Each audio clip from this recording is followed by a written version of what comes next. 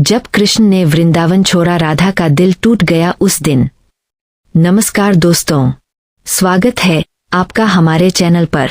जब वृंदावन की यादें मथुरा की राह में साथ चलने लगीं, रच आगे बढ़ रहा था, पीछे छूटता जा रहा था वृंदावन, और सामने था मथुरा, जहां इंतजार कर रहा था अत्याचारी कंस।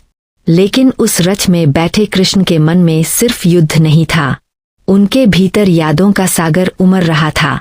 जैसे जैसे रथ आगे बढ़ता, वैसे वैसे कृष्ण की आंखों के सामने बचपन की तस्वीरें उभरने लगीं। गोकुल की गलियां, माखन चुराने की शरारतें, गोपियों की शिकायतें और यशोदा मैया का प्यार भरा डांटना। कृष्ण की आंखों में एक हल्की नमी आ गई। बलराम ने देखा और मुस्कुराकर बोले, क्या हुआ कान्हा, वृंदावन याद आ रहा है? कृष्ण ने हल्की मुस्कान दी, वृंदावन तो कभी दूर नहीं होता दाऊ, वो तो मेरी आत्मा में बसता है। रथ के सारथी अक्रूर के मन में भी तूफान चल रहा था। वह जानते थे कि वह कंस के आदेश पर आए हैं, लेकिन उनके सामने बैठे हैं स्वयं भगवान। उनकी आंखों में भक्ति थी, लेकिन दिल में अपराध बोध भी। उन्होंने धीरे से कहा, प्रभु, मुझे क्षमा करें, मैं आपको कंस के पास ले जा रहा हूं। कृष्ण ने मुस्कुराकर कहा, अक्रूर, तुम सिर्फ एक माध्यम हो, जो होना है वह पहले से तय है। अक्रूर की आंखों से आंसू बहने लगे। रथ कुछ देर के लिए यमुना किनारे रुका। अक्रूर स्नान करने के लिए नदी में उतरे। जैसे ही उन्होंने जल में डुबकी लगाई, उन्हें एक अद्भुत दृश्य दिखाई दिया। उन्होंने देखा, यमुना के भीतर कृष्ण और बलराम दिव्य रूप में विराजमान है। चारों ओर प्रकाश ही प्रकाश, देवता उनका स्तुति कर रहे हैं। अक्रूर स्तब्ध रह गए। ये कैसे संभव है? उन्होंने सोचा। वह तुरंत पानी से बाहर आए और देखा कि कृष्ण और बलराम तो रथ पर ही बैठे हैं। वह फिर से पानी में गए और वही दिव्य रूप फिर दिखाई दिया। अब उन्हें समझ आ गया, यह कोई साधारण बालक नहीं, यह स्वयं भगवान है। वह दौड़कर कृष्ण के चरणों में गिर पड़े। प्रभु, मुझे पहचानने में देर हो गई। कृष्ण ने उन्हें उठाया। अक्रूर, भक्ति में देर नहीं होती, बस सच्चाई चाहिए। सूरज ढलने लगा था और दूर से मथुरा नगरी दिखाई देने लगी। ऊंचे ऊंचे महल, सजावट से भरी गलियां, लेकिन उस चमक के पीछे छिपा था भय। मथुरा के लोग खुश नहीं थे, क्योंकि उनके सिर पर कंस का आतंक था। जैसे ही रथ शहर में प्रवेश किया, एक वृद्ध मालिन फूलों की टोकरी लिए खड़ी थी। उसने कृष्ण को देखा और उसकी आंखें चमक उठीं। ये वही है जिनका मैं इंतजार कर रही थी। वह दौड़कर आई और बोली, लाल, ये फूल स्वीकार करें। कृष्ण ने मुस्कुराकर फूल ले लिए। माँ, तुम्हारा प्रेम ही सबसे बड़ा उपहार है। जैसे ही कृष्ण ने फूल छुए, वृद्ध मालिन का चेहरा चमक उठा। उसकी झुर्रियां जैसे गायब हो गईं। लोग यह चमत्कार देखकर दंग रह गए। थोड़ा आगे बढ़ने पर एक राजसी धोबी मिला, जो कंस के कपड़े लेकर जा रहा था। कृष्ण ने कहा, भाई, हमें कुछ वस्त्र दे दो। धोबी ने घमंड से कहा, ये राजा कंस के कपड़े हैं, तुम जैसे ग्वालबाल इन्हें छू भी नहीं सकते।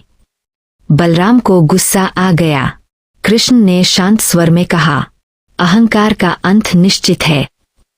और अगले ही पल धोबी जमीन पर गिर पड़ा। लोग समझ गए, अब अन्याय ज्यादा देर नहीं टिकेगा। आगे एक स्त्री मिली, कुब्जा। उसका शरीर टेढ़ा मेढ़ा था, लेकिन दिल बहुत साफ था। वह चंदन लेकर जा रही थी। कृष्ण ने मुस्कुराकर कहा, क्या हमें भी थोड़ा चंदन मिलेगा? कुब्जा ने तुरंत चंदन लगा दिया। कृष्ण ने उसके ठुड्डी को हल्के से उठाया और अपने हाथ से उसका शरीर सीधा कर दिया। वह सुंदर और स्वस्थ हो गई। कुब्जा की आंखों में आंसू आ गए। प्रभु, आपने मुझे नया जीवन दे दिया। मथुरा में कंस ने एक भव्य धनुष यज्ञ रखा था। असल में यह एक षड्यंत्र था, कृष्ण को मारने का। कृष्ण और बलराम उस स्थान पर पहुंचे। वहां एक विशाल धनुष रखा था जिसे कोई उठा नहीं सकता था। कृष्ण आगे बढ़े और एक ही झटके में उसे उठा लिया। फिर धड़ाम, धनुष टूट गया। पूरे मथुरा में उसकी आवाज गूंज उठी। सैनिक घबरा गए। यह कौन है जिसने असंभव को संभव कर दिया? कंस ने अगली चाल चली। एक विशाल हाथी कुवलयापीर को द्वार पर खड़ा कर दिया गया। जैसे ही कृष्ण और बलराम आगे बढ़े, हाथी ने उन पर हमला कर दिया। लोग डर गए, लेकिन कृष्ण नहीं। उन्होंने आगे बढ़कर हाथी की सूंड पकड़ ली और उसे जमीन पर पटक दिया। पूरा मथुरा स्तब्ध रह गया।